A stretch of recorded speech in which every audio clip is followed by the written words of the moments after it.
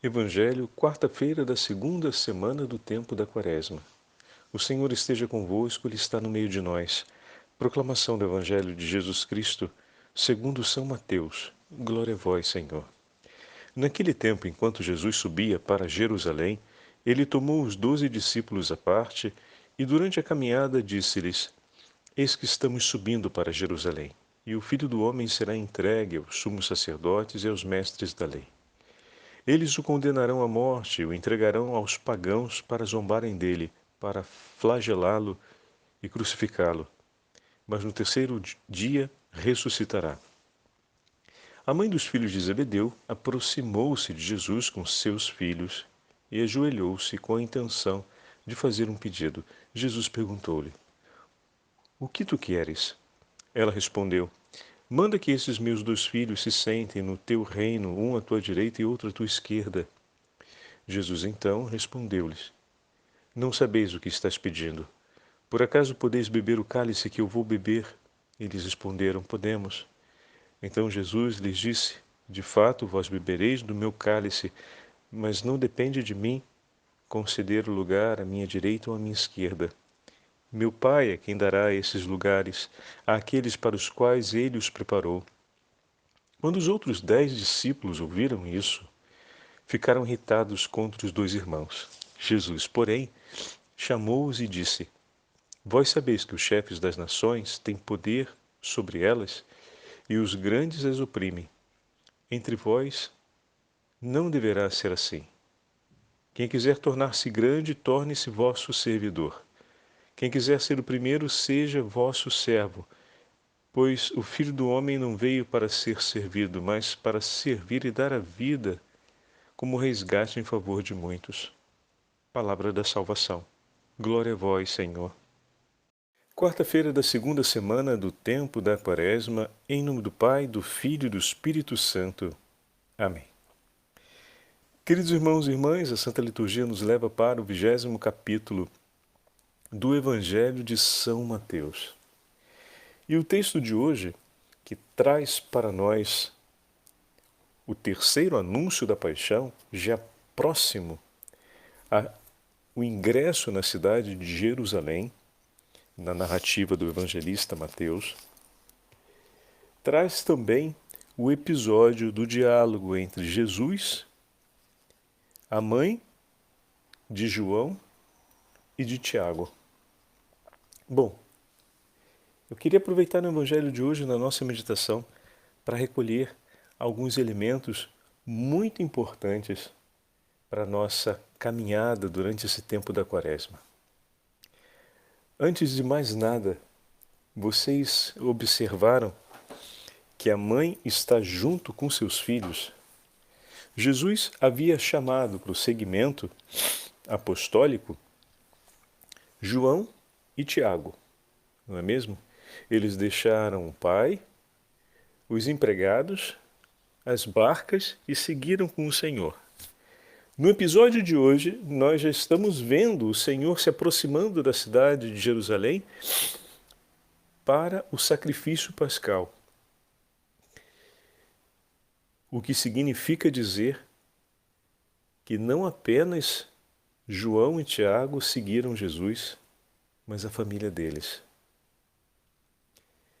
Meu irmão e minha irmã, de fato, o Senhor bom e misericordioso que nos prometeu, e nós ouvimos tantas vezes no livro dos Atos dos Apóstolos, através do apóstolo São Paulo, creia e será salvo a ti e a sua família.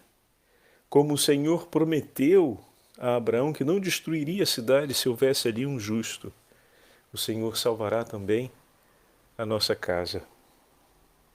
Se você, abraçando o Evangelho, o seguir.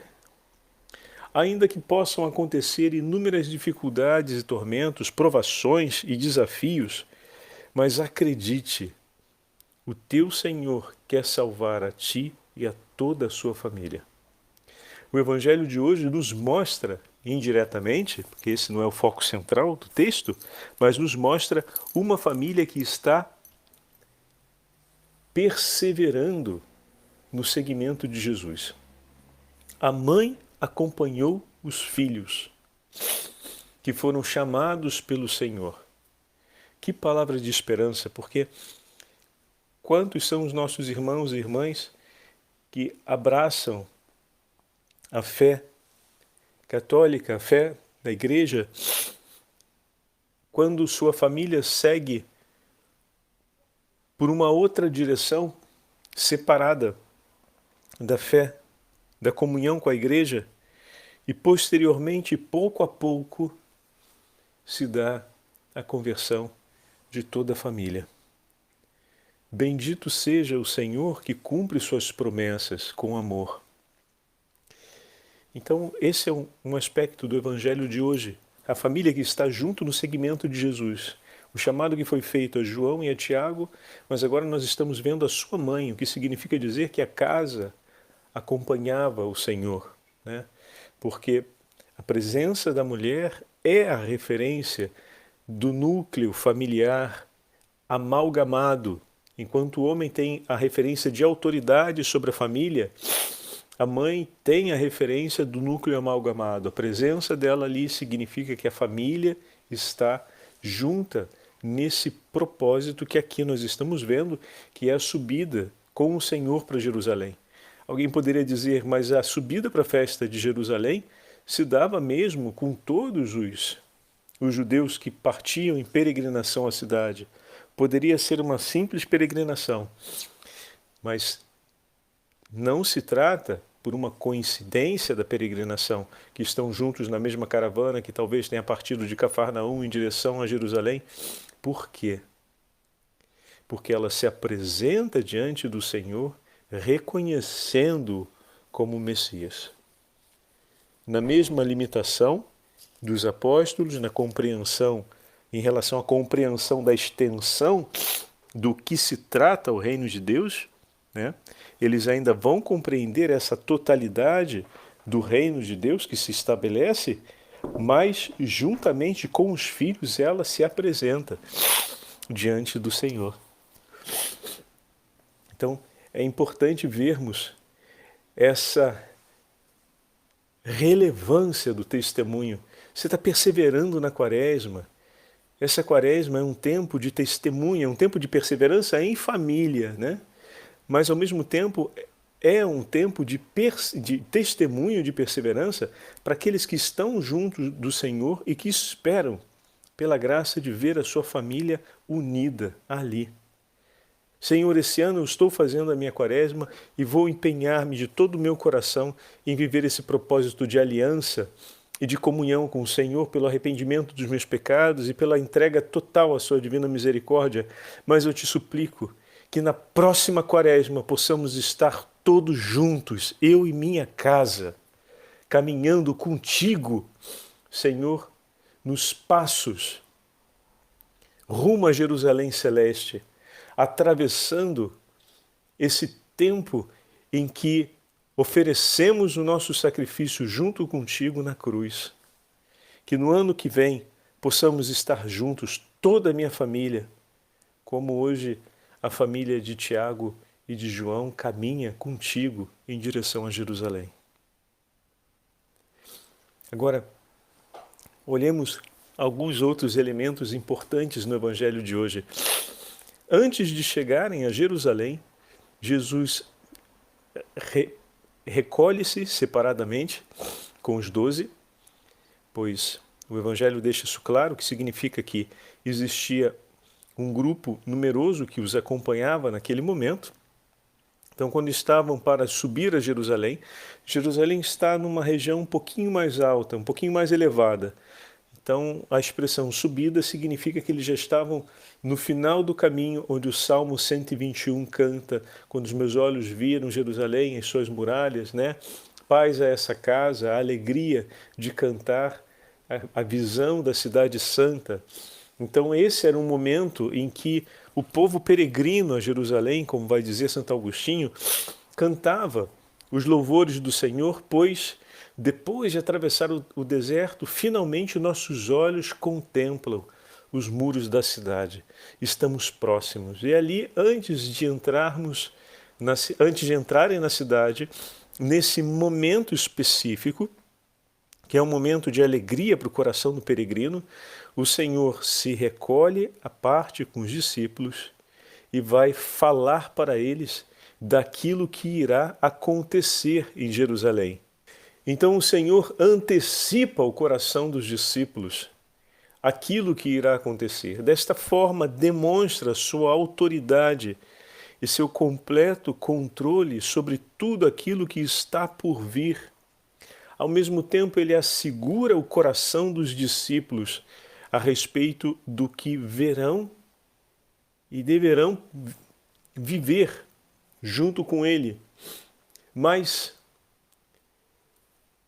com grande amor. Aquilo que falávamos esses dias acontece. O Senhor não esconde nada do seu coração diante dos seus discípulos.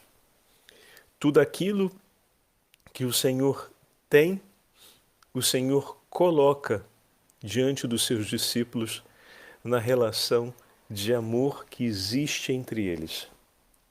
Poderemos usar então uma expressão mais próxima da gente, a chamada transparência. Jesus é profundamente transparente, ou seja, nada esconde daquele que ama. Assim também o discípulo é chamado a nada esconder diante do seu Senhor. Se o Senhor falou aos discípulos a respeito da dureza e do desafio que os espera em Jerusalém, é importante que o discípulo, na consciência dessa dureza, desse desafio, fale também do seu coração para o Senhor. Por isso, constantemente instruímos que o nosso coração precisa falar com o Senhor a respeito dos desafios, dos medos, das inseguranças que a gente prova na vida, para que o Senhor venha em nosso auxílio. Ao invés de dizermos, não, eu não vou, eu não faço, ou então desse jeito eu não quero, ou então se for assim não dá, como por exemplo, a respeito do perdão, da misericórdia, como falamos alguns dias atrás. Muitas vezes, diante do desafio, a gente procura tomar providências. Não estamos equivocados em relação a isso, porque o homem é chamado a responder na sua vida às exigências da vida. Mas o primeiro passo antes da resposta é apresentar-se diante do Senhor. Porque sendo um discípulo de Cristo, o nosso agir deve ser sempre de acordo com a vontade de nosso Senhor. E para que possamos cumprir aquilo que o Senhor nos pede, eles estão, agora voltando para o texto, eles estão subindo em Jerusalém, né? Eles vão entrar nesse itinerário da paixão.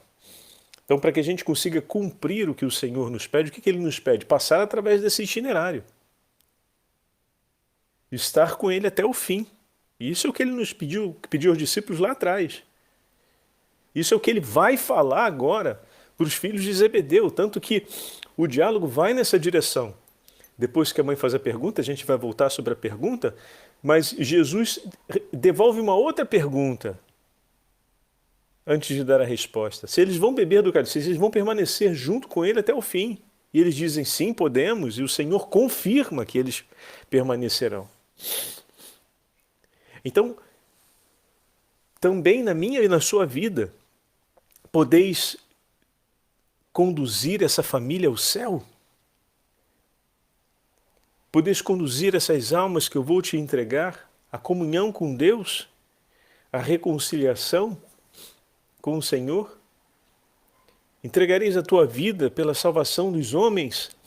Então, o Senhor também nos faz uma proposta, que é uma proposta desafiadora, porque ela está diretamente ligada à realidade do Calvário. Nós estamos caminhando com Jesus em direção à pátria eterna, em direção a Jerusalém celeste. Em muitos momentos o Senhor faz ver o quanto a sua glória está presente e nos acompanha, Mas descendo do Monte Tabor, como vimos nesse último domingo, ele caminha em direção a Jerusalém para se entregar. E ele fez esse propósito, ele entregou para mim e para você. Para você ele entregou uma família, para mim ele entregou uma fração do povo de Deus. E ele nos pergunta, estás pronto a me seguir até o fim? Olha que o que aconteceu comigo foi isso, e não vai ser diferente contigo. É aquele momento em que a gente começa a falar com o Senhor a respeito da necessidade que temos da ajuda, do medo que sentimos, das coisas que em nós ainda precisam ser transformadas. Assim como o Senhor abertamente, de maneira transparente, nos fala o que nos espera e nos assegura que vamos conseguir, porque não foi o podemos que garantiu a certeza de que eles beberiam do cálice, mas a declaração do Senhor que diz, vocês beberão. Porque não apenas o desejo do homem é suficiente, pois a graça de Deus é que nos sustenta, tanto no desejar quanto no agir. Então, era importante que eles desejassem e se comprometessem, pois o Senhor dispôs em favor deles a graça. Assim como é necessário que a gente deseje e se comprometa. E comprometer-se significa entregar suas necessidades e reconhecer a sua condição diante do seu Senhor. Senhor, eu quero levar minha família para o céu. Senhor, eu quero imolar a minha vida para que os homens encontrem a sua misericórdia e o seu perdão e cantem louvores ao seu nome e sejam redimidos no seu preciosíssimo sangue. Ajuda-me, Senhor, pois eu em tudo dependo de Ti. Olha, Senhor, com bondade e misericórdia essa realidade em mim que ainda espera por uma transformação. Cuida, Senhor, disso e daquilo outro, e a gente começa ali a fazer a nossa entrega, a fim de que a graça de Deus nos renove e nos transforme, mas ao mesmo tempo nos revele com clareza a nossa humanidade para que a gente a coloque inteiramente nas mãos do Senhor sem nada reservar para si. O Senhor, subindo a Jerusalém, tudo entrega nas mãos do Pai. E bom, o pedido da mãe dos filhos de Zebedeu, da mãe de João e Tiago, é que cada um esteja à direita e à esquerda de nosso Senhor Jesus Cristo. Queridos irmãos e irmãs, esse é um pedido muito significativo, sabe? Essa mãe quer ver seus filhos ao lado de Jesus para sempre. Ainda que fosse limitada a uma ambição de um reino que está por instaurar-se, e eles seriam 2 ministros desse novo rei, que é o Messias, e estabeleceriam assim, junto com ele, a ordem e a paz sobre o reino, e ao mesmo tempo participariam de suas alegrias, o desejo dessa mãe de ver seus filhos ao lado de Jesus, olha, é um desejo que deve acompanhar o coração de cada mãe, de cada filho em relação a seus pais, de cada amigo em relação aos seus amigos. O que você mais quer? Qual o bem maior que você quer para mim? Eu quero te ver ao lado de Jesus. Qual é o bem maior que uma mãe pode desejar para o seu filho? Ver você ao lado do meu Senhor. O desejo do meu coração é ver vocês, meus filhos, ao lado de Jesus, caminhando com Ele. O sentar no trono era o que ela conseguia pensar como ambição, e Jesus fala a respeito da eternidade, porque o trono na qual o Senhor sentará no trono na glória, não nessa terra, e ele responde em base àquilo. Então veja, o que ela pediu nesse tempo, o Senhor compreendeu na eternidade. Quando uma mãe pede, Jesus, pega meu filho para ficar do seu lado. Ele está num caminho ruim, ele está vivendo um momento difícil na vida. Pega ele para ficar do seu lado. Ainda que o coração da mãe, por conta do sofrimento e da angústia que está vivendo, pense na imediata circunstância que envolve a vida do filho dela, de tirá-lo daquele caminho de drogas, daquele caminho de delinquência, daquele caminho vicioso, né? Para que ele se torne uma pessoa melhor, um homem mais perto de Deus, um homem bom ou longe dos riscos da vida. O Senhor, quando ouve a sua prece, caríssima mãe, ele pensa na eternidade, ele não quer só tirar o seu filho daquela situação ameaçadora, aquela situação de risco. Ele quer, de fato, o seu filho ao lado dele na glória. Em outras palavras, ele quer seu filho, sua filha, santo como o Pai é santo. Ele quer santificá-los. Como é bom saber que todo o bem do coração de uma mãe que zela por seu filho para que ele não se perca diante do coração de Deus é uma gota que cai num oceano de desejo, de bondade, de amor. E que a súplica, ou seja, o lançar dessa gotinha dentro desse oceano, assegura a grandeza e a força desse oceano em favor do seu filho. Se grande é o seu amor por ele, o seu amor comove o coração daquele que tem um amor muito maior do que o seu, a amá-lo sempre mais. Que o teu amor de mãe pelo seu filho possa sempre comover o coração de Jesus a amar sempre mais aquele que ele te ensinou a amar e te entregou nos braços como filho. Ah, querida mãe, que grande graça vocês poderem pedir ao Senhor por seus filhos. Que eles estejam ao seu lado, Jesus, agora e na eternidade. Eu te peço, meu bom Jesus, pega meus filhos, coloca um à sua direita e um à sua esquerda, para que eles caminhem contigo nessa vida e possam estar contigo no reino dos céus. Toma, Senhor, meus filhos ao seu lado. Eu te peço, com todo o amor do meu coração. E você vai ver a resposta que o Senhor vai dar com todo o amor do coração dele, que é muito maior do que o nosso. Tanto que imediatamente o Senhor se gira para os dois, faz uma pergunta e assegura a eles uma promessa. Eles irão beber do seu cálice. E de fato, Tiago logo depois, pouco tempo depois, foi o primeiro dos apóstolos a sentar no trono preparado para os apóstolos no céu. E João foi o último. Assim, um foi por primeiro e o outro foi por último, assegurando que todos os irmãos, os outros 10 que se lamentaram, pudessem chegar também.